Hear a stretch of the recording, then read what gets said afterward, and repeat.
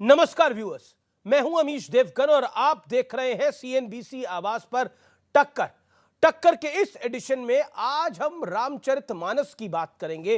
हालांकि कल बजट है और बजट बहुत महत्वपूर्ण होता है, लेकिन आज हमने कई बार सोचा कि किस विषय पर चर्चा करनी चाहिए टक्कर में। आज रामचरितमानस की बात करेंगे और कल बजट की बात करेंगे। लेकिन आप सोचिए कि क्या रामचरितमानस पर नफरती सोच के पीछे कोई बहुत बड़ा पॉलिटिकल एजेंडा है? And why I am saying this tonight on CNBC Awaaz viewers, please hear me out. अगर आप लखनऊ रहते हैं, अहमदाबाद रहते हैं, इंदौर रहते हैं, मुंबई रहते हैं, पुणे रहते हैं, बेंगलोर रहते हैं, दिल्ली रहते हैं, देश के किसी भाग में रहते हैं, जम्मू रहते हैं, आज का यह कार्यक्रम जरूर देखिएगा। आज इंडिविजुअली मैंने शहरों के नाम इसलिए लिए क्योंकि मुझे लगता है कि आज आपसे 1-to-1 संवाद करना इस विषय पर आवश्यक है, क्योंकि आज मैं आपको फ्लैशबैक में लेके जाऊंगा, 1990 के दौर में लेके जाऊंगा, मंडल और कमंडल वाले दौर को याद करूंगा और क्या उसको दोबारा जीवित करने की कोशिश हो रही है। क्योंकि यह सिर्फ सहयोग नहीं हो सकता कि दो पार्टियां जिनका सियासी समीकरण बिल्कुल एक जैसा है, इन दोनों की पार्टियों के बड़े नेता एक साथ रामचरितमानस के खिलाफ आग उगल रहे हैं। एक तरफ लालू यादव की आरजेडी है तो दूसरी तरफ अखिलेश यादव की समाजवादी पार्टी है। सवाल है कि क्या ये दोनों पार्टियां प्रयोग कर रही हैं? आज इस पर मैं एक बड़ा एक्सपोजे भी करूंगा। आज इसी पर होगी सीएनबीसी आवाज की टक्कर। आज की चर्चा बहुत महत्वपूर्ण है।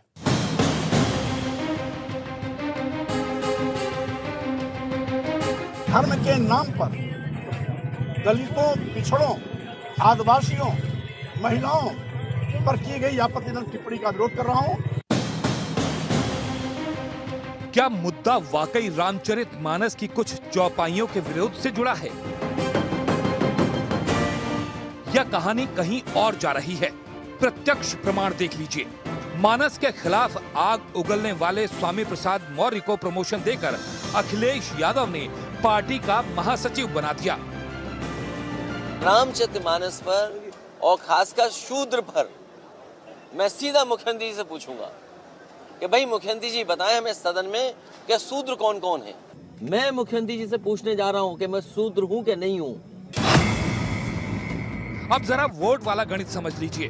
पहले मुद्दा उठा बिहार से, जहां के आरजेडी वाले शिक्षा मंत्री ने नफरती ग्रंथ बताया। फिर मामला पहुंचा यूपी में, जहां मानस को कोसने का काम समाजवादी पार्टी के नेताओं ने किया।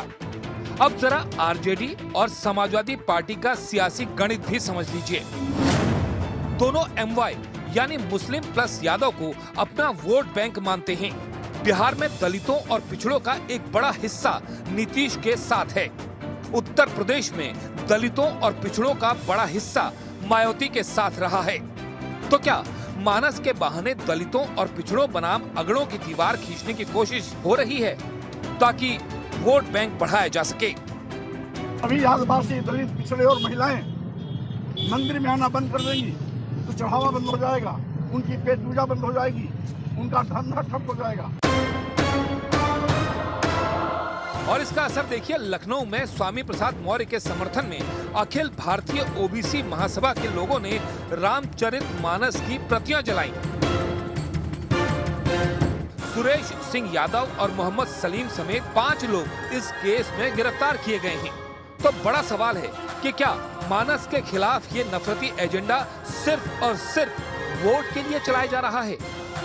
आज इसी पर होगी देश की सबसे बड़ी बहस। और अब वक्त है सुप्रसिद्ध विश्लेषण का। रामचरितमानस पर समाज में बंटवारे वाले एजेंडे का विश्लेषण देखिए। राष्ट्रीय जनता दल यानी आप देख रहे हैं वो मंत्री जिसने इस बात को पुरजोर तरीके से उठाया। बिहार में रामचरितमानस के खिलाफ नफरती एजेंडे के सूत्रधार आपके सामने हैं। यूपी में एसपी के समाजवादी पार्टी के नेताओं ने रामचरितमानस के खिलाफ जहर उगला।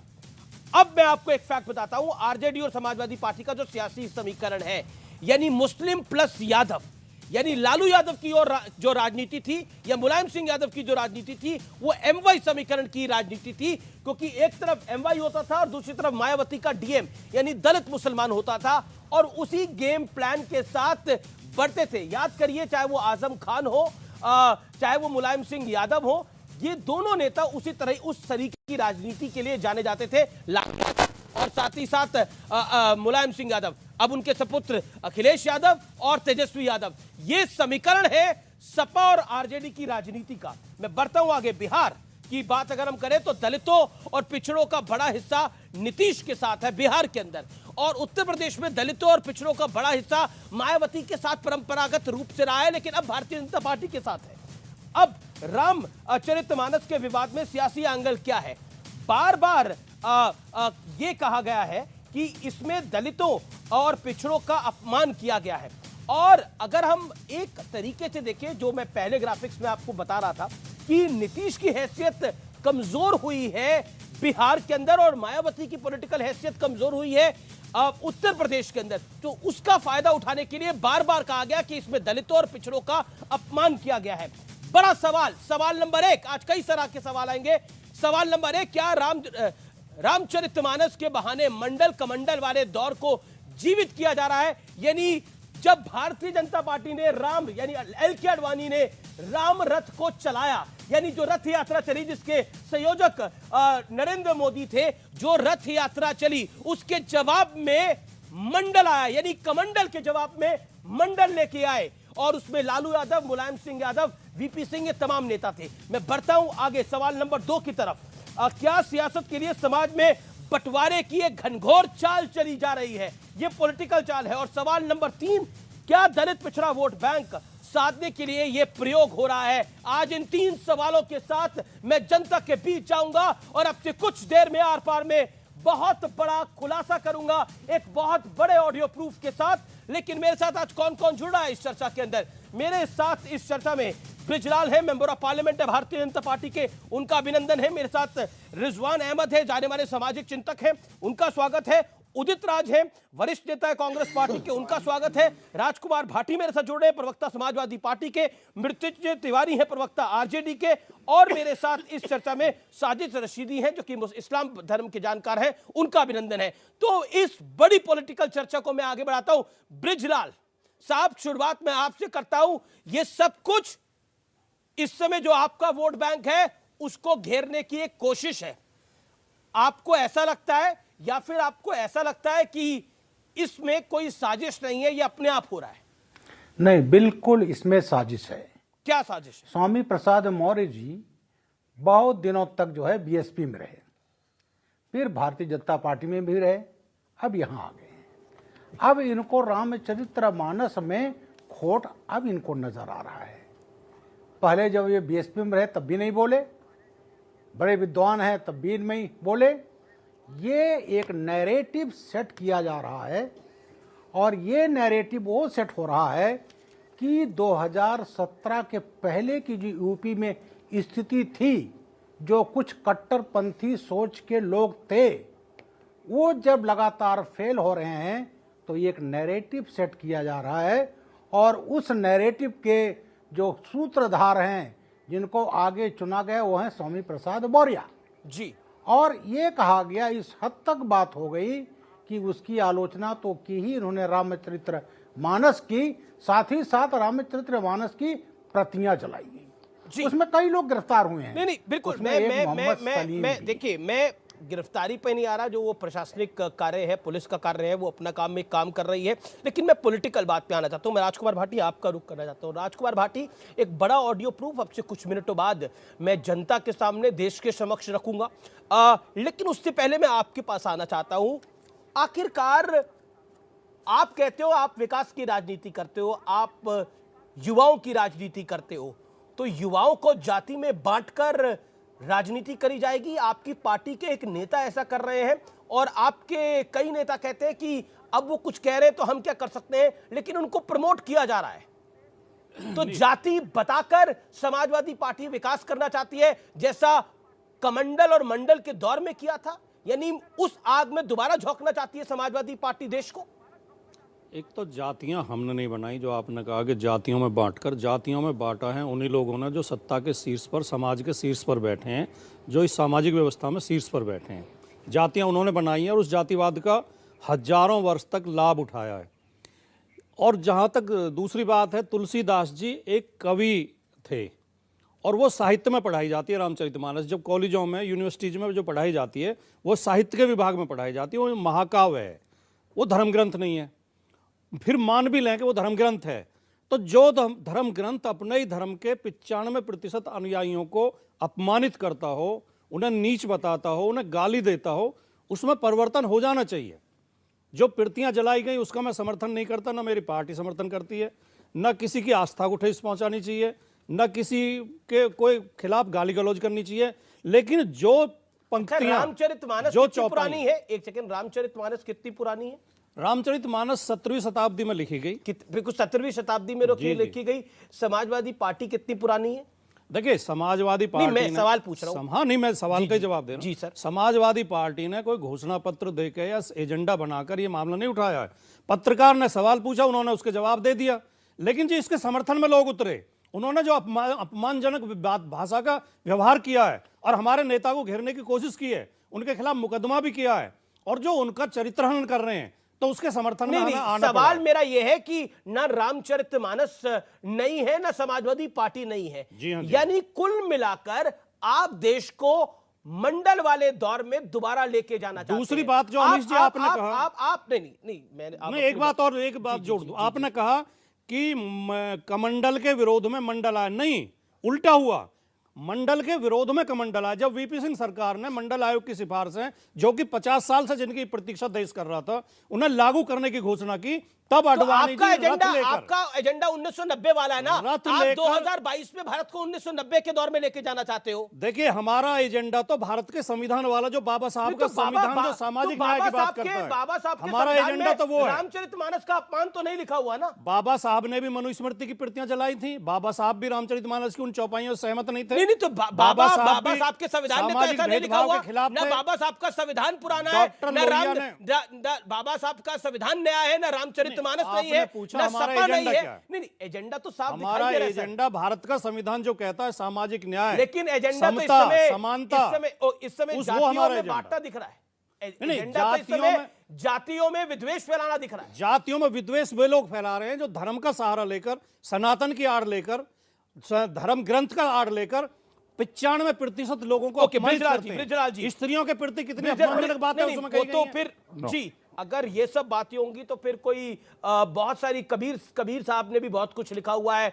तो मुझे लगता है कि कई चीजों के अंदर अगर आप जाएंगे तो बहुत कुछ देखना पड़ेगा, बहुत कुछ सुनना पड़ेगा। लेकिन महत्वपूर्ण यह है कि आज के इस दौर में समाज में बंटवारा कौन चाह रहा है? बृजलाल जी, जवाब इस बात का, जो बात सपा के प्रवक्ता ने बोली। बृजलाल जी, राजकुमार भाटी जी को आपका जवाब। आपने कहा सबसे पहले बिहार में आरजेडी के नेता ने बात उठाई। अरे वो आरजेडी जो एमवाई की राजनीति करती है। लालू यादव ने वहां जानते हैं क्या शुरू किया? जब वो पावर में आए, पहली बार मुख्यमंत्री बने, तो उन्होंने एक नारा दिया, भूरा बाल हटाओ। जी, भूरा बाल, भू माने भूमिहार, रा माने राजपूत, बा माने ब्राह्मण, ला माने लाला कायस्थ। तो ये जातियों में विभेद की भावना, नफरत की भावना लालू यादव ने शुरू की, और उसी चीज को समाजवादी पार्टी ने यहाँ किया। दूसरा बात, नफरत की राजनीति फैला करके तुष्टीकरण की राजनीति।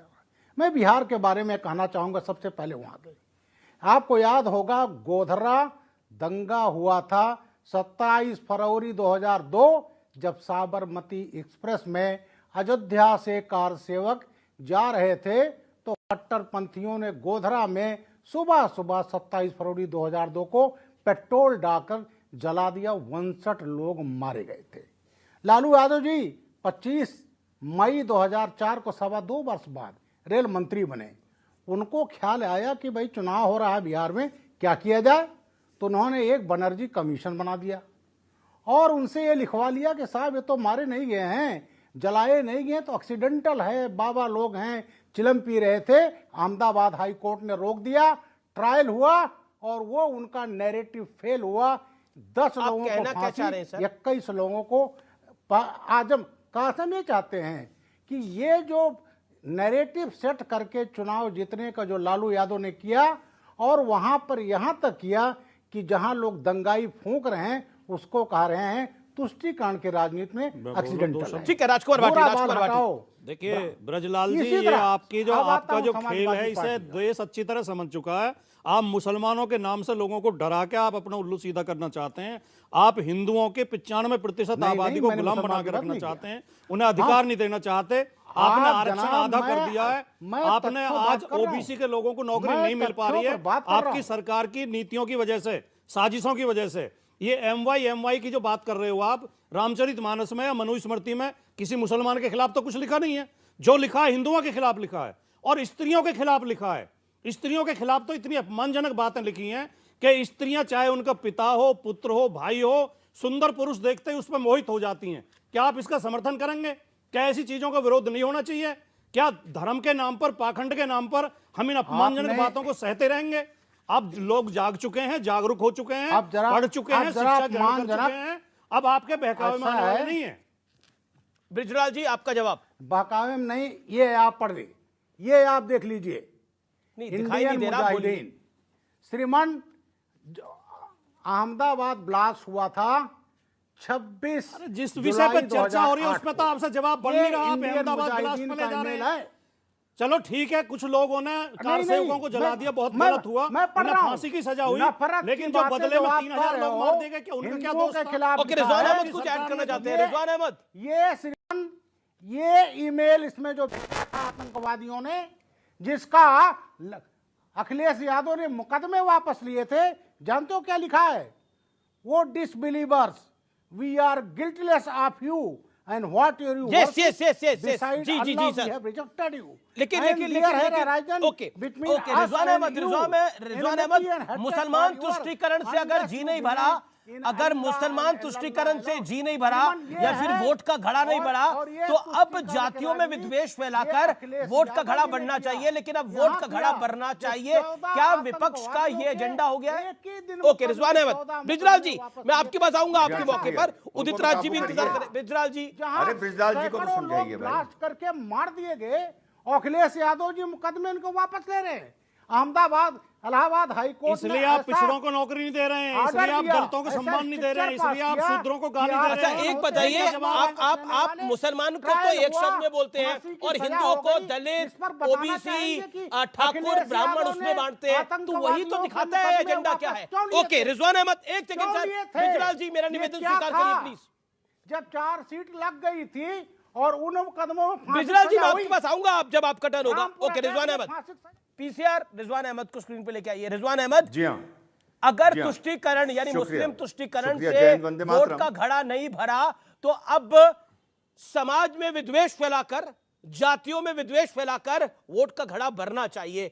बस एजेंडा ये दिखता है जी आपको? शुक्रिया। देखिए, आपने अपनी ओपनिंग बाइट में बोला डिवाइड एंड रूल। ये डिवाइड एंड रूल नहीं है, ये डिवाइड एंड डिस्ट्रॉय है। ये लोग अपने आप को रूल करने के लिए तैयारी नहीं कर रहे हैं, ये गंभीरी नहीं है। ये अपने आप को डिस्ट्रॉय करने के लिए रोज षड्यंत्र रचते हैं। स्वामी प्रसाद मौर्य जी जब सपा में आए थे तो उनका मुझे बयान याद है कि 55 सीटों पर जहां मेरा असर है, भाजपा का सुपड़ा साफ करवा दूंगा। बाकी क्या हुआ ये इतिहास गवाह है।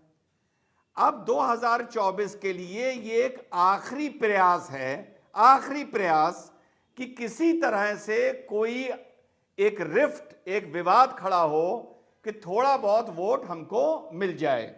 जो लोग आज ये बात कर रहे हैं कि दलितों को इंसाफ नहीं मिला, उसको इंसाफ नहीं मिला, हमारे सपा के साथी भी हैं। जब गेस्ट हाउस में सुश्री मायावती को जूतों से मार रहे थे तो तुम्हें शर्म नहीं आई कि एक दलित महिला का ऐसा अपमान कर रहे हो? गेस्ट हाउस कांड। और आज बात करते हो कि 95% को इस देश में अधिकार नहीं मिल रहा। मायावती से हाथ जोड़ के माफी मांगी या नहीं मांगी? तो आज इस डिबेट में मांग लो, अगर नहीं मांगी तो। और आगे बताऊं, अमीश भाई, नरेंद्र मोदी जी ने इस देश में एक नई कास्ट खड़ी कर दी है, नई कास्ट। वो है लाभदारी कास्ट, लाभदारी वर्ग। वो लाभदारी वर्ग सिर्फ अनाज देख रहा है, घर घर जल देख रहा है, गैस देख रहा है, अपने घर तक पानी आ जाए ये देख रहा है, शौचालय देख रहा है, और छोटे छोटे थानों में ये देख रहा है कि उसके साथ अब दबंगई खत्म हो गई है। ये लोग कुछ भी कर लें, वो लाभदारी वर्ग जिसको सामाजिक लाभ, आर्थिक लाभ, अनाज का लाभ, पानी का लाभ मिल रहा है, वो इन लोगों के साथ खड़ा नहीं होगा। और ये बोल के और थोड़ा बहुत सवर्ण वोट जो इनको मिलना होता वो भी नहीं मिलेगा 2024 में, आप देखिएगा। ठीक है, ये आपका एक एनालिसिस है। उदित राज अपनी बात ऐड करना चाहते हैं, फिर मैं आपको मौका दूंगा आपके जवाब का। उदित राज जी, देन स्वामी दीपांकर। अमित जी, इतना बड़े लोगों को इकट्ठा कर देते हो, मौका होता है नहीं बोलने के लिए, तो आइंदा आमंत्रित न किया करिए।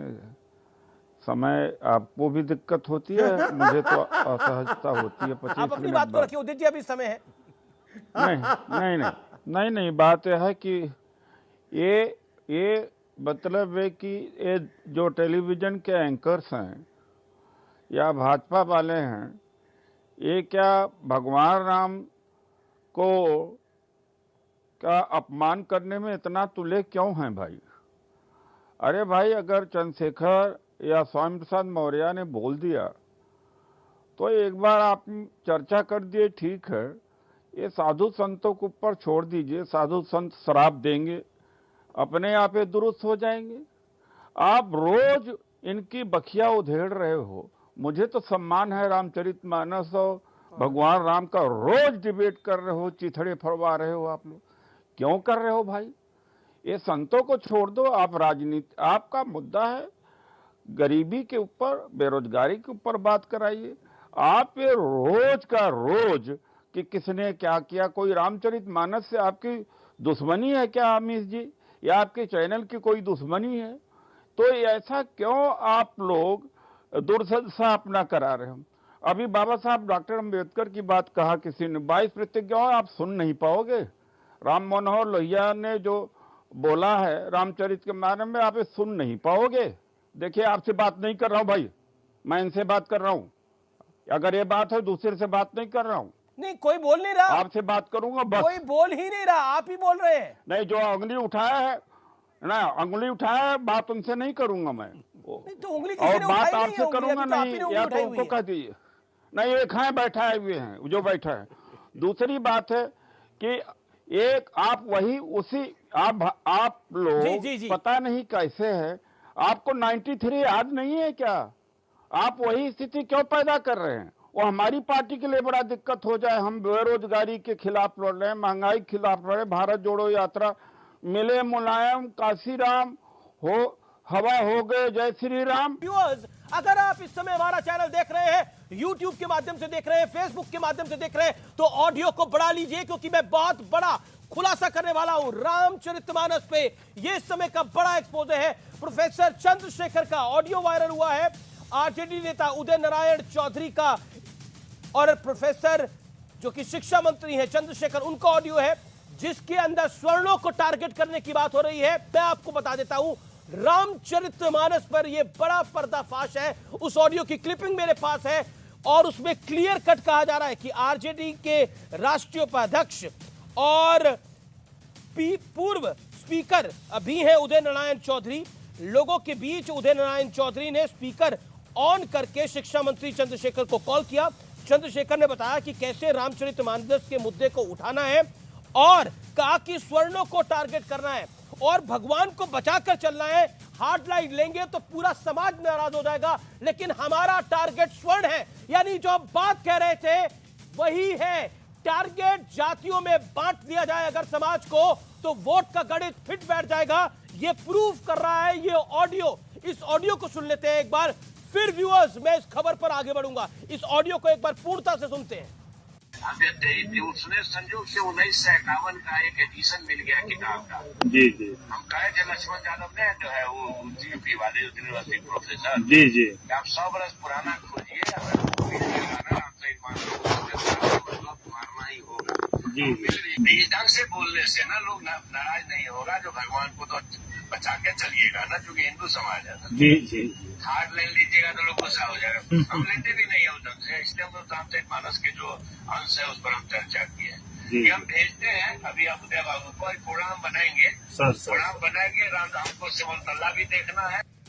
इसलिए भगवान राम पर डायरेक्ट हमला नहीं करना, लेकिन हमें ब्राह्मणों और स्वर्णों को मेनली टारगेट करना है। यह अब खुलासा हो गया है, यह पूरा जाति का खेल खेला जा रहा है। ये कितनी खराब सोच है, सोचिए। इसका बड़ा एक्सपोजे कर रहे हैं स्वामी दीपांकर। उस पर आपका पहला रिएक्शन, क्योंकि इसके अंदर शिक्षा मंत्री चंद्रशेखर और आरजेडी नेता उदय नारायण चौधरी को ऑडियो हमारे पास है जो हम प्ले कर रहे हैं।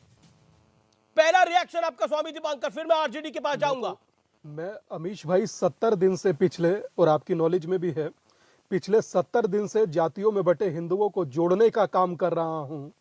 इस वीडियो को देखकर लगा कि कुछ राजनेता तोड़ने का काम कर रहे हैं, मगर ये अपने मंसूबों में कामयाब नहीं हो पाएंगे, क्योंकि जिस प्रकार से वर्तमान बिखरा हुआ सनातन जुड़ रहा है, जो इन्हीं की वजह से बिखरा था, अब दोबारा उसे बिखरने देना नहीं चाहिएगा। और जिस प्रकार का ये रिएक्शन या जिस प्रकार का ऑडियो मैंने सुना, मैं स्तब्ध हूं यह सुनकर कि मात्र एक वोट के लिए आप एक समाज को खंडित कर रहे हैं। जातियों है भगवान पर कुछ नहीं बोलना।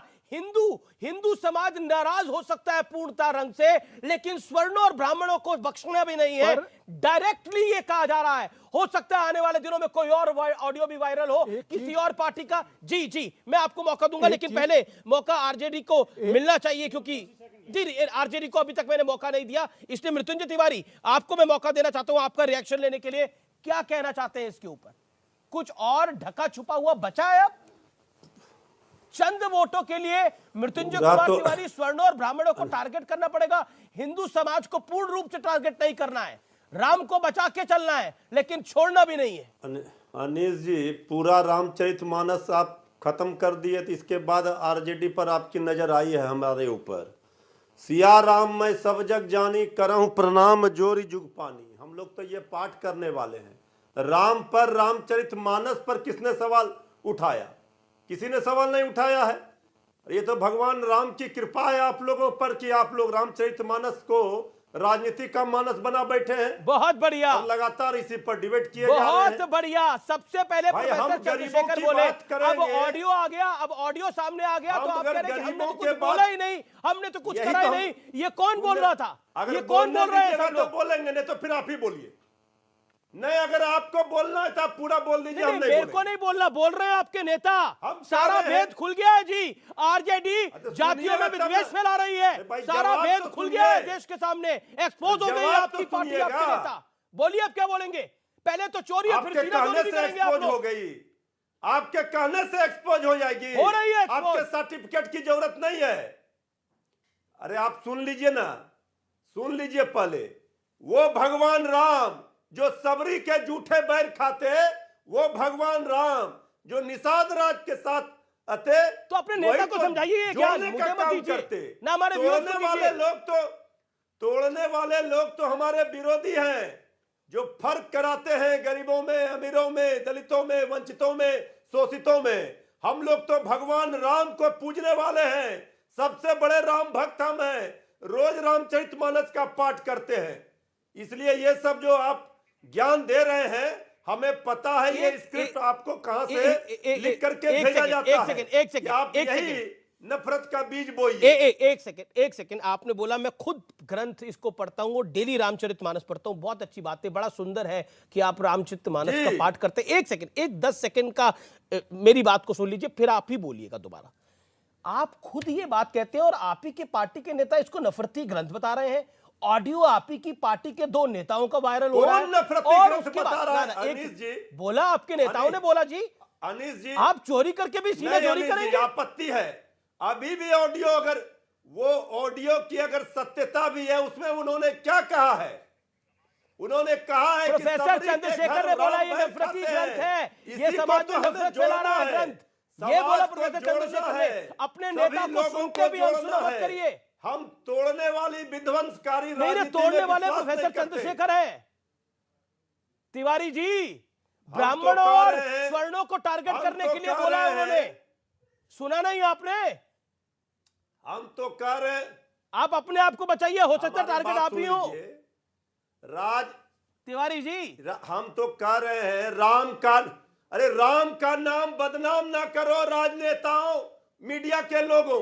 अरे भगवान मीडिया राम के का लोगों, नाम बदनाम क्यों बदनाम कर रहे आपके हैं? नेता कर जो रहे मुंह हैं, में- बदनाम मुंह में समाजवादी राम बगल पार्टी में के छुरी वरिष्ठ लेकर नेता कर बैठे रहे हैं, हैं। स्वामी प्रसाद और मौर्य राम कर के- रहे हैं, और मीडिया राम को बोल के रहे हैं नाम मीडिया वाले पर बदनाम ना राजनीति में करें। घसीट रहे आपके हैं। नेता का ऑडियो वायरल हो रहा है, अब हम तो कह रहे हैं। आपको गली नहीं दिख रही, कहां भागना है? आपको उल्टा आप तो बोलने ही नहीं दे रहे भाई। और आप तो कितना सुन ही बोलना नहीं चाहते रहे हैं? मेरी बात को। और कितना हम कह बोलना रहे हैं, चाहते सिया हैं? राम में सब जग जानी ये करो मत प्रणाम बताइए जोरी सिया राम में पानी। सब जग जानी, हम लेकिन कह आपका रहे हैं, नेता रोज उसको रामचरित प्रतीक का रथ मानस बताता का है। पाठ करते हैं, ओके ओके कोई नहीं बता रहा है। स्वामी दीपांकर कुछ कहना चाहते हैं? उदित राज जी मैं आपके पास आऊंगा, उदित राज जी मैं आपके पास आऊंगा अलग राम से। पर ओके रामचरित अमीश, मानस पर सवाल ओके नहीं स्वामी खड़े दीपांकर किए हैं। 30 सेकंड, अमीश, स्वामी दीपांकर सवाल 30 जहां है वहां से उस मुद्दे को भटकाइए परामर्श मत। भी देना अमीश, चाहता हूँ। हमारा एक सबसे सेकंड, बड़ा स्वामी दीपांकर एक सेकंड, स्वामी दीपांकर बोले 30 सेकंड, आप अमीश, मैं आपको आगे मौका दूंगा, मैं आपको मौका दूंगा। अमीश, उदित राज जी भी बोलना चाहते हैं, एक सेकंड, उन्हें कुछ सुझाव देना एक चाह रहा सेकंड, स्वामी दीपांकर 30 अमीश, सेकंड। क्या मौका दीजिएगा? आप इतना पूरा पाठ करके अब इसके बाद फिर आप वही जा अमीश, रहे हैं। सुनिए। सर मैं पाठ नहीं कर रहा, एक तो मेरा कार्य है अमीश, जो मैं कर रहा हूं, मैं पाठ नहीं कर रहा। नहीं तो आप रामचरितमानस का पाठ होता है, तो पाठ को आपने हमारे आप नेता के अपने- बारे में उन्होंने जो बातें कही उसका जवाब तो हमें देने दीजिए। अमीश, ओके स्वामी दीपांकर, जब आदरणीय लालू प्रसाद जी रेल मंत्री थे तो आप देख अमीश भाई, लीजिए सुनिए 5 ना। वर्षों का हमारा रेल नाम का स्वामी किराया अरे, दीपांकर है, आपको भाई पता सुनिए तो लगा सही। था क्या फ्रॉड था एक भी किराया नहीं बढ़ने दिया था। जो उन्होंने काम किया उसका आज भी चर्चा हो रहा है। गुरुजी और ना ये लालू प्रवचन यादव ज्ञान जी दे के रहे हैं बजट पे यहाँ। चर्चा नहीं हो रही, रेलवे अरे, बजट हमारा पर। जवाब भी सर नहीं सर सर सुन रहे। सर रेलवे बजट पे चर्चा नहीं है, रेलवे बजट अमीश अब जी। बंद हो चुका है, इसलिए आता भी नहीं है। शांत रहते रेलवे हैं। बजट पर चर्चा नहीं है तो आदरणीय लालू अमीश जी। प्रसाद जी पर सवाल स्वामी दीपांकर, ओके तिवारी जी मैं आपके पास आऊंगा। स्वामी दीपांकर 30 सेकंड। अमीश भाई जरा, अमीश भाई मैं बस मात्र इतना कहना चाहता हूं, सारे बुद्धिमान लोग और विद्वान लोग बैठे हैं, जरा बताइए इनमें से हजारों लोगों में से कौन क्या है, क्या इनका जात है और क्या इन्हें आप तोड़ पाएंगे? आपका धर्म क्या है? आप कौन है? आपका धर्म क्या है? गर्व से कहो। जी बोलिए बोलिए दीपांकर जी। मात्र इतना सा कि ये सुनाने के पीछे का कारण ये था कि हम जातियों में जितना समाज को बांट रहे हैं ना, ये हम अपने इस जन्म में भी कभी परमात्मा से हम लोग बच नहीं पाएंगे। हम लोग जोड़ नहीं सकते, तोड़ने का अधिकार किसने दिया? वो भी उस समाज को जिस समाज ने हमें पाल पोस कर बड़ा किया, जहां पर कभी कोई वैमनस्य नहीं थी, जहां कभी कोई जातिवाद जैसी चीज नहीं थी। वहां यह सोचकर बांटा जा रहा है कि स्वर्णों को टारगेट कीजिए, और स्वर्णों को कहा जाता है उन्हें टारगेट कीजिए। इससे ज्यादा कुछ गलत हो सकता है? पर बहुत बहुत साधुवाद अमीश भाई, आपको बहुत अच्छा काम किए, देश को जलने से बचाए, आप जलने से बचाए। रामचरितमानस की प्रतियां तो जला दी गई, मगर आपने देश को जलने से बचाया। लेकिन मैं सीधा रुख करना चाहता हूं। देखिए मैं मेरे को पता है काफी लोग बोलना चाहते हैं इस एक्सपोजर के ऊपर, उदित राज जी का भी मैं रिएक्शन लेना चाहता हूं इसके ऊपर, और कई लोग अभी तक एक बार भी नहीं बोले। मैं पहले उनके पास जाना चाहता हूं। साजिद रशीदी मैं आपके पास आऊंगा। मैं रशीदी साहब मैं आप में आऊंगा, आपका तिवारी जी आपके पास भी आऊंगा। मैं होल्ड कर रखिए आप। मैं साजिद रशीदी बड़ा बेसिक सवाल आपसे पूछ रहा हूं। जो एक्सपोजे हुआ है, जो ऑडियो लीक हुआ है, वो अपने आप में बताता है कि समाज में विद्वेष फैलाने के लिए ये पूरा खेल खेला जा रहा है। बताता है तो वही ऑडियो को आप चलाइए, तो हमको क्यों बैठाए? देखिए असल में अमीश भाई जी, ये पैनल जो आज आपने बिठा रखा है, मेरे हिसाब से ये पैनल नहीं होना चाहिए था। पैनल ये होना चाहिए था कि जिन लोगों ने रामचरितमानस के लिए बोला है उन लोगों को आप लेकर आते और उधर से साधु संतों को बिठाते, साधु संत उनसे पूछते क्या अच्छा है क्या बुरा है। दूसरी एक बात और कहना चाहता हूं, देखिए देश के अंदर जो नफरत की राजनीति चल रही है और सरकार की तरफ से जो राजनीति नफरत की चल रही है, इस नफरत की राजनीति में यही होगा जो हो रहा है। आप इस पर कोई भी ताज्जुब मत कीजिए, इस पर कोई ताज्जुब मत कीजिए, इससे भी ज्यादा हो सकता है, क्योंकि देश में नफरत की राजनीति को ही बढ़ावा दिया जा रहा है। बीजेपी क्या कर रही है मुसलमानों के लिए? आपने मुसलमानों के अंदर पसमानदा मुसलमान ढूंढ लिए, आपने मुसलमानों के अंदर बोरा मुसलमान ढूंढ लिए। इस पर आप कभी बात नहीं करेंगे। क्यों बात नहीं करेंगे? इसलिए कि मुसलमानों का मुद्दा है। दलित आप 80% के साथ दलितों को लेके चलते हो, इसलिए आप दलितों की बात करना चाहते हो। दलितों के वोट बीजेपी से अलग ना हो जाए, इसलिए आप इस पर बात करना चाहते हो। अरे मुसलमान जिसको पसमानदा और बोरा मुसलमान में बांट दिया, पीएम बात कर रहे हैं। लेकिन अभी तक आपने जो ऑडियो आया है सामने उसके ऊपर आप कुछ नहीं बोले हैं। पसमानदा मुसलमान की बात करो। अभी जो ऑडियो सामने आया है उस पर आपका रिएक्शन क्या है? सुन लीजिए अभी। नहीं बौखलाइए मत। उस ऑडियो मैं क्यों बौखलाऊंगा? ऑडियो जिसका आया है वो बौखला रहा है लगातार। वो सच्चाई है, एक सच्चाई है, एक सच्चाई है। पेड़ लगाओगे बबूल का तो फूल कहां से? ओके, रिजवान अहमद कुछ रिएक्ट करना चाहते हैं? उदित राज एंड मृत्युंजय तिवारी रही है तो नफरत ही मिलेगी। ओके, रिजवान अहमद जी, रिजवान अहमद जी, अमित जी, आपने सही कहा, ये पैनल आपने गलत चुन लिया है। मौलाना साहब ने सही कहा, इस पैनल में रशीदी भाई नहीं होने चाहिए थे, पहली चीज तो। अब आप सुनिए, इन्होंने दो गलत तुलनाएं कर दी। इन्होंने पसमंदा और अशरफ को इस रामचरित मानस के कांड से मिला दिया। अरे भाई, नरेंद्र मोदी जी ये नहीं कह रहे कि पसमंदा तुम सारे मिलकर अशरफों को मारो या आपस में नफरत करो। मोदी जी सिर्फ पसमंदा को आगे बढ़ाने की बात कर रहे हैं। तो अगर कोई पिछड़े हिंदू वर्ग को आगे बढ़ाने की बात करेगा तो उसको ये नहीं माना जाएगा वो हिंसा भड़का रहा है, पहली बात। दूसरी बात, अभी उदित राज क्या बढ़ाया आज तक? क्या बढ़ाया आज तक? साधु संतों पे छोड़ दो। कुछ बढ़ाया आज तक? अरे यार, तुम फिर बोले जाहिल आदमी। बिला वजह बैठते हो तुम जाहिल आदमी, फिर बोले जाहिल आदमी तुम। यार ये आदमी लड़ने के लिए बैठता है। उदित राज जी ने कहा, अमीश ये लड़ने के लिए सिर्फ बैठता है, रोजाना बिठाते हैं उसको आप। भैया ये जो मामला है, इतना बदतमीज आदमी, इतना जाहिल आदमी, और रोजाना बिठाते हो उसको। भैया ये साधु आज के बाद मुझे मत बिठाना इसके साथ। इसमें इस चीज को आप साधु संतों को छोड़ दीजिए, साधु संतों पे छोड़ दीजिए। चलो भाई, मैं यही बात उदित जी से बोलता हूं कि उदित जी, आप महंगाई का मुद्दा, रोजगार का मुद्दा, चलो भाई मैं तो उठ रहा हूं, ये भी आप जनता पर छोड़ दीजिए ना। ठीक है, ये आपका पॉइंट है। ओके, इस पर भी डिबेट करने से क्या फायदा? उदित जी, पॉइंट आपकी बात में। ओके उदित जी, आपकी टर्न है। अब उदित जी बोलेंगे, कोई ना बोले, अपनी बात को आप रखिए 1.5 मिनट तक। रामचरित मानस के ऊपर चर्चा हो रही है, भगवान राम के या मर्यादा पुरुषोत्तम के आचरण का। तो सबसे पहले आपके टेलीविजन के माध्यम से अपील करूंगा आदरणीय प्रधानमंत्री जी कि भगवान राम ने अपने लोगों के ऊपर भी जांच बैठाई थी, एक जांच अदारी के ऊपर भी बैठा दें, मर्यादा पुरुषोत्तम की जो आश्चर्य है। दूसरी बात है कि अभी स्वामी दीपांकर जी कह रहे हैं, मैं गारंटी देता कि एक गांव को हिंदू बना के दिखा दें, एक गांव हिंदू नहीं होगा, तेली होगा, चमार होगा, खटीक, पूरी जिंदगी मैं इनका गुलामी कर दूंगा। इनके वचनों से सच्चाई बदल जाती है क्या? हमें मालूम है अमित जी, रामनाथ कोविंद जी पुरी का दर्शन करने गए, क्या उनके साथ में दुर्दशा की गई थी? एक राष्ट्रपति के साथ। बाबू जगजीवन राम ने संपूर्णानंद मूर्ति का अनावरण जब किया था बनारस में, उसके बाद में उसको दूध से धुलाई गई थी। सच्चाई शब्दों से नहीं ढकी जा सकती है। रोज फोन मुझे आता है कि कहीं बलात्कार हो रहा है, कहीं अत्याचार हो रहा है, कहीं जमीन चोरी जा रही, और डर की वजह से दलित बोलते नहीं। डर की वजह से दलित बोलते नहीं, रोज। उदित जी, जो इस समय हमने खुलासा करा, जिसके अंदर आपके यानी आपकी पॉलिटिकल पार्टी जिसके पार्टी के साथ अलायंस में है, वो साठगांठ कर रही है, वो एक्सपोज हो रही है, और वो कह रही है कि हमें स्वर्णों के खिलाफ और ब्राह्मणों के खिलाफ नफरत पैदा करनी है और राम को बचा के चल रहा है, भगवान को बचा के चल रहा है, नहीं तो पूरा हिंदू समाज नाराज हो जाएगा। आपको एजेंडा नहीं समझ में आ रहा। और जहां तक रामचरितमानस की बात है, वो आरजेडी के लोग हैं, जवाब उसको दे रहे हैं। आप क्या कहना चाहते हैं? उदय नारायण जी, अगर यही बीजेपी होती तो आप बोलते, यानी एक पॉलिटिकल एजेंडा है समाज में डिवाइड क्रिएट करने का। उदित जी, आप जिम्मेदार आदमी है, आपको इसमें बोलना पड़ेगा। अरे भाई, गटर में कौन विषय नहीं है, गटर वाला विषय नहीं दलित है। कभी कोई एक ठाकुर मरा है?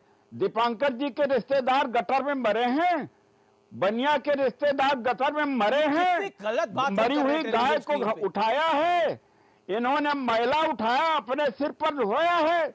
इन्हें क्या दर्द तो हम लोगों का है कि रात दिन जो हम लोग जीते हैं, वो स्वामी दीपांकर बोलना चाहते हैं, दर्द है हम लोगों स्वामी को। दीपांकर बोलना चाहते हैं। UPSC मैंने पूरा टाइम कैलकुलेट करा, आप 2 मिनट 55 सेकंड बोले अभी तक। अत्याचार का इंटरव्यू में 150 से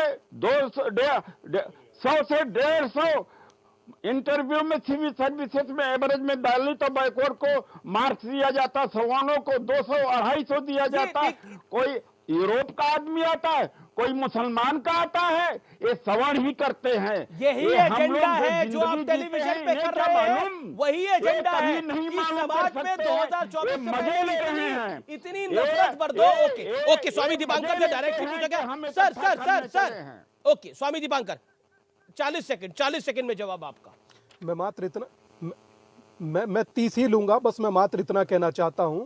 अमीश भाई के उदित भाई ने हमारे बारे में कहा, मैं एक बार उदित भाई को जरूर कहूंगा, मेरे भाई हैं, आप चाहे मुझे जितना भी कहिए उदित भाई, मैं आपकी प्रतीक्षा करूंगा अपनी यात्रा में। और चलकर देखिए, आप गांव की बात कर रहे हैं, बहुत सारी स्थिति बदल गई, इतिहास छोड़िए भूगोल भी बदल रहा है, मगर आप मेरे भाई हैं, इस बात से इनकार मत कीजिए। और रही बात हिंदू और सनातनी की, तो वो हमारे रगों में है, था और रहेगा।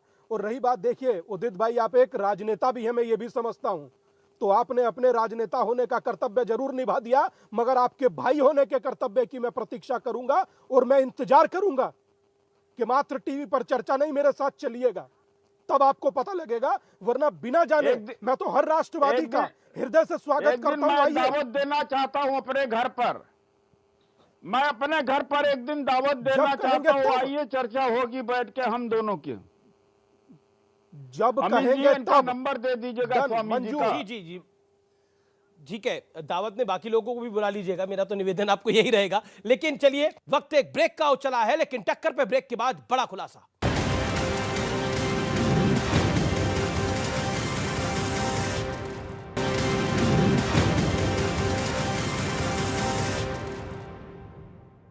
वेलकम बैक व्यूअर्स, आप देख रहे हैं सीएनबीसी आवाज पे टक्कर। एक एजेंडा बनाया गया, राजकुमार भाटी मैं आपको लेकर आना चाहता हूं और उसके बाद मैं बृजलाल जी आपके रिएक्शन लूंगा। गर्व से कहूं हम शूद्र हैं, इसका पोस्टर लगाया गया, तो पॉलिटिकल एजेंडा तो दिखाई देता है। और जहां तक रामचरित मानस की बात है, वहां पर तो ब्राह्मणों के खिलाफ भी लिखा गया है, ऐसा तो नहीं है कि ब्राह्मणों के खिलाफ नहीं लिखा गया है, आपको लगता है? यानी संदर्भ और संदर्भ को जाने बिना अगर हम इसको बात बोलेंगे तो क्या मतलब है? उसमें लिखा है विप्र निरक्षर लोलुप कामी निराचर सठ वृष्णि स्वामी। अर्थ यह है कलयुग में ब्राह्मण अनपढ़ लोभी कामी और आचारहीन और मूर्ख होते हैं। अब ये लिखा हुआ है तो क्या करिएगा? लेकिन ये भी लिखा है कि जो निरक्षर हो, बिना किसी गुण का हो, कुछ भी ना आता हो उसे, तो भी उसकी पूजा करो। नहीं, ये तो पूजिए विप्रशील गुणहीना शूद्र न गुणगण ज्ञान प्रवीणा, ये भी लिखा है। और लास्ट में उपसंहार करते हुए गोस्वामी जी ने यह भी लिखा है कि कर पुण्य एक जग में नहीं दूजा, मन क्रम वचन। अच्छा, ये जो गर्व से कहो हम शूद्र है, ये पॉलिटिकल एजेंडा है? नहीं, ये हो सकता है पॉलिटिकल हो, लेकिन हो सकता है क्या आपकी पार्टी लगा रही है? नहीं, आचार्य दीपांकर जी ने जो कहा जी, बहुत अच्छी बात है, कही हमें भी बहुत अच्छी लगी सुनने में, और मैं उनका समर्थन करता हूं। और मेरी तरफ से शुभकामनाएं भी है कि आप अपने उद्देश्य में सफल हो। लेकिन ये केवल कहने तक सीमित हैं, ये भी मैं जिम्मेदारी के साथ कहना चाहता हूं। जो उदित राज जी ने प्रश्न उठाए, एक प्रश्न का भी उत्तर आचार्य दीपांकर जी के पास नहीं है। आचार्य दीपांकर जी साधु संतों की मीटिंग करें, ब्राह्मणों की मीटिंग करें, घोषणा कर दें आज ही कि जो मंदिर में चढ़ावा आता है उसमें शूद्र का भी हिस्सा होगा, कोई भेदभाव नहीं किया जाएगा जाति के आधार पर, कोई भी पुजारी हो सकता है, पढ़े लिखे शूद्र दलित ओबीसी मंदिर में पुजारी होंगे, कोई जाति का भेदभाव नहीं होगा। ये जो रोज लोगों को पीटा जा रहा है, हत्याएं की जा रही हैं कि दलित घोड़ी पे बैठ गया, दूल्हे उसकी हत्या कर दी, दलित ने मूछ रख ली उसकी हत्या कर दी। व्यवहार में तो कुछ और है, वाणी में कुछ और है। ये वाणी और कर्म का अंतर जब तक तो मतलब आपने मन बना लिया कि समाज में विद्वेष पूरा पैदा करना है, विद्वेष पैदा नहीं, यही पूरा मन बना लिया है, खत्म कर रहे हैं। ये कैसे खत्म हो रहा है? विद्वेष ये कैसे खत्म हो रहा है? विद्वेष जब शूद्रों को गाली दोगे तब विद्वेष खत्म होगा। किसने बोला शूद्रों को गाली देने से शूद्र और पिछड़ों को गाली दोगे लेकिन तब विद्वेष खत्म होगा। समाज के अंदर पॉलिटिकल मंदिर में प्रवेश दो। बृजलाल कुछ कहना चाहते हैं, बृजलाल जी कुछ कहना चाहते हैं, बृजलाल और रिजवान अहमद कुछ कहना चाहते हैं। बृजलाल जी आपके पास 40 सेकंड का अपने टाइम लिमिट को फॉलो करिएगा sir, make your point sir. Brijlal ji. Amish ji, आपको मैं बधाई देना चाहता हूं, आपने जो ऑडियो सुना करके जो आरजेडी की रीति नीति है उसको एक्सपोजर किया, इसके लिए बधाई देता हूं। अरे ये तो उसी का रिपीटिशन है जो लालू यादव जी ने जब पहली बार मुख्यमंत्री बने थे तो क्या कहा था, भूरा बाल हटाओ, भू माने भूमिहार, रा माने राजपूत, जी बोला, लाला कायस्थ और ये बनिया। तो ये जो है ये तो सवर्णों के खिलाफ ये लालू यादव जी की रीति रही है और उसी का रिपीटेशन ये किया गया है। मृत्युंजय तिवारी रिएक्ट करना चाह रहे हैं जो आइडियोस हुए, इसलिए मुझे कोई आश्चर्य नहीं है। जी राजकुमार भाटी, मैं आपको स्वामी दिवाकर मौका दूंगा। मैं 20 सेकंड आपके पास दोबारा आना चाहता हूं। जो स्टोरी हमने आज चलाई है और जो ऑडियो क्लिप दिखाई है, क्या आपको लगता नहीं है उससे संदेह और बढ़ जाता है? नहीं, आपकी ऑडियो क्लिप मैंने बहुत गौर से सुनी। चंद्रशेखर जी ने तो बहुत अच्छी बात कही है, क्या मैं उसका समर्थन करता हूँ जी? कि राम पर प्रहार ना करें, हिंदू धर्म पर प्रहार ना करें, आगे क्या कह रहे हैं? रामचरित मानस पर प्रहार आगे ना क्या करें, कह रहे हैं? उन लोगों के खिलाफ प्रहार करें जो हमें नहीं अपमानित सर, करते नहीं, हैं। ये आपको अच्छा लगा ना? उन्होंने कहा भगवान को बचाकर चलना होगा, हार्डलाइन लेंगे तो भगवान पे पूरा क्यों हिंदू टिप्पणी करें? समाज नाराज हो जाएगा। सुनिए, और हमें हिंदुओं को नाराज नहीं करना, इसलिए भगवान राम पर हमला नहीं करना, लेकिन ब्राह्मणों और स्वर्णों को छोड़ना भी नहीं है। नहीं, ऐसा तो नहीं कहा उन्होंने। ये तो क्या मतलब है उन्होंने कहा जो प्रहार करना उन लोगों पे करें, ब्राह्मण शूद्र, ब्राह्मण और सवर्ण से मतलब उनका ये है कि जो हमें अपमानित कर रहे हैं। रिजवान अहमद, एक सेकंड, रिजवान अहमद। अमित जी आपने कहा मंडल का दौर फिर से लाना चाहते हैं। एक दौर मंडल से पहले का भी था। हमारे आरजेडी के साथी यहां बैठे हैं, जब बिहार की किलिंग फील्ड होती थी 70-80 में, रणवीर सेना, भूमि सेना, भूमिहार सेना, सनलाइट सेना, जगन्नाथ मिश्रा जी होते थे मुख्यमंत्री उस समय। जगन्नाथ मिश्रा जी होते थे, ये भी याद रखो। मुख्यमंत्री जगन्नाथ मिश्रा जी होते थे उस समय, एक दिन जब जाति सेना बनी थी, 100 लोग मरते थे, जब दलितों की हत्या करती थी रणवीर ये सेना। लोग वही समीकरण फिर से लाना चाहते हैं। देश वजह में से ही वो सेनाएं खत्म हुई। यानी आप कुल मिलाकर देखिए, ये 90 का दौर वापस लाना चाहते हैं कुछ नेतागण हमारे देश के, समाजवादी पार्टी के और आरजेडी के नेतागण जो हैं, ये 90 का दौर वापस लाना चाहते हैं। जातियों में समाज बढ़ जाएगा तो विकास और ग्रोथ की बात तो नहीं होगी। भारत 5वीं बढ़ती हुई अर्थव्यवस्था है और सोचिए हमें 90 के दौर में उलझाने की कोशिश है। फिलहाल सीएनबीसी आवाज को यहीं समाप्त करते हैं, लेकिन सोचिए चंद वोटों के लिए समाज में कितनी विध्वंसकारी सोच डाली जाती है, इसका एग्जाम्पल हमें पहले भी मिल चुका है, आज भी मिल रहा है और हो सकता है आगे भी मिले। उम्मीद है आप और आपका परिवार सुखी होंगे, बेहतर होंगे और कल बजट में आपके साथ हम मुलाकात करेंगे और बजट का फाइन प्रिंट लेके आएंगे सीएनबीसी के दर्शकों के लिए। नमस्कार।